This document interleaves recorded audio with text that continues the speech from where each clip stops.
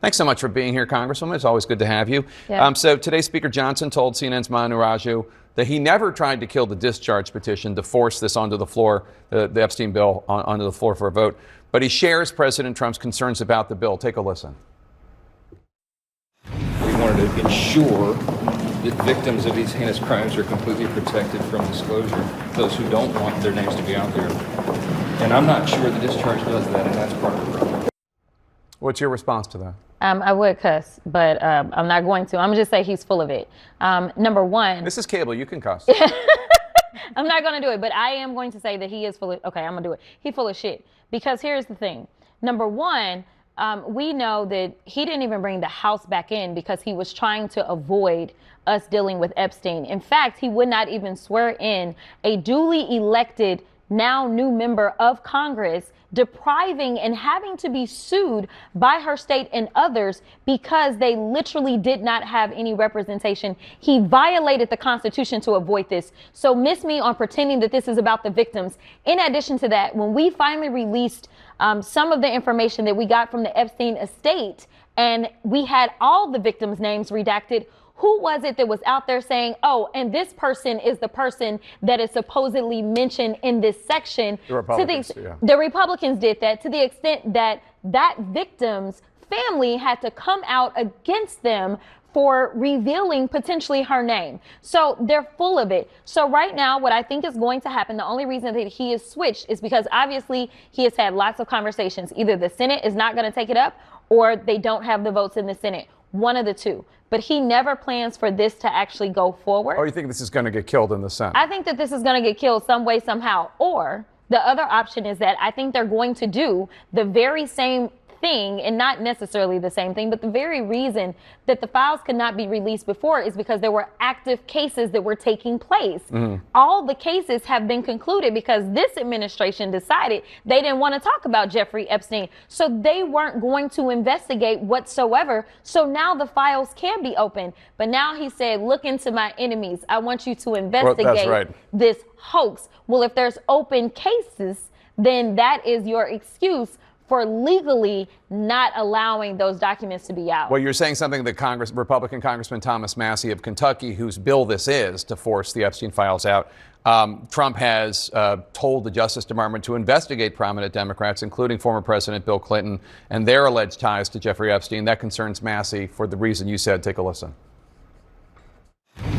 If they have ongoing investigations in certain areas, those documents can't be released. So this might be a big smokescreen, these investigations, to open a bunch of them as a last-ditch effort to prevent the release of the Epstein files.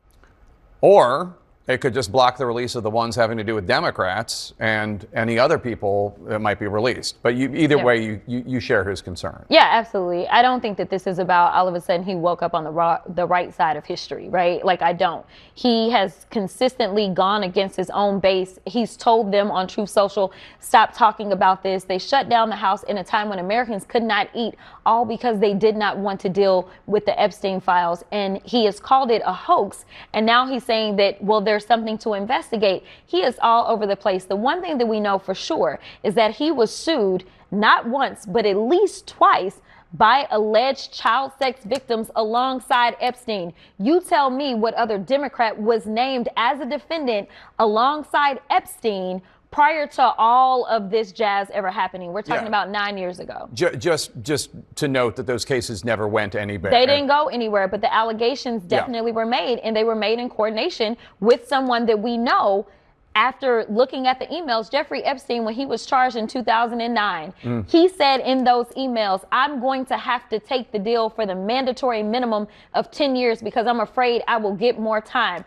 After he got a sweetheart deal from Alex Acosta, he then ended up indicted again in 2019. So the one thing that I can tell you is while those civil cases may have gone away, we know for sure that Epstein himself admitted that he was a criminal. So just because the cases went away doesn't necessarily mean that the president has been absolved. I want to ask you about your House colleague, Marjorie Taylor Greene of Georgia. Yeah. Viewers will remember you once called her a bleach blonde, bad-built, butch body during a House committee meeting. For the record, she insulted you first. She'd insulted you first.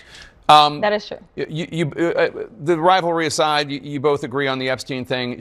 This has put her on the outs with President Trump. I want to play something that she said to my colleague Dana Bash yesterday on CNN. I would like to say humbly, I'm sorry for taking part in the toxic politics. It's very bad for our country. And it's been something I've thought about a lot, especially since Charlie Kirk was assassinated, is that I'm only responsible for myself and my own words and actions. And I am committed, and I've been working on this a lot lately, to put down the knives in politics. You posted, "This almost feels like a moment where Marge should phone a friend. I'm here for you, girl." Have you spoken, and what's your reaction to what she just said? Okay, so I want you to know that there was sarcasm in that. I assume so, but I didn't want to state it. I was being sarcastic, but there's always a little bit of truth in jest. So I do want to be clear that another portion of that post is I said, I told you you couldn't trust him. And I believe that. I believe that we all need to pay attention to Trump and how he acts. He is the cause of all the confusion and the destruction that we have seen in politics, as far as I'm concerned. Because it used to be we could disagree, and that was that. I disagree with a lot of Republicans, but it does not necessarily turn violent. Ever since he's been introduced into politics, we have seen a consistent spike in the violence when it comes to politics. So here's the deal with Marjorie. I can appreciate what she says, but I'm gonna have to see her actions. And the reality is that where was this type of mood when we saw what happened to Mr. Pelosi in his home, who's not even an elected official, but because somebody decided to go after Nancy Pelosi?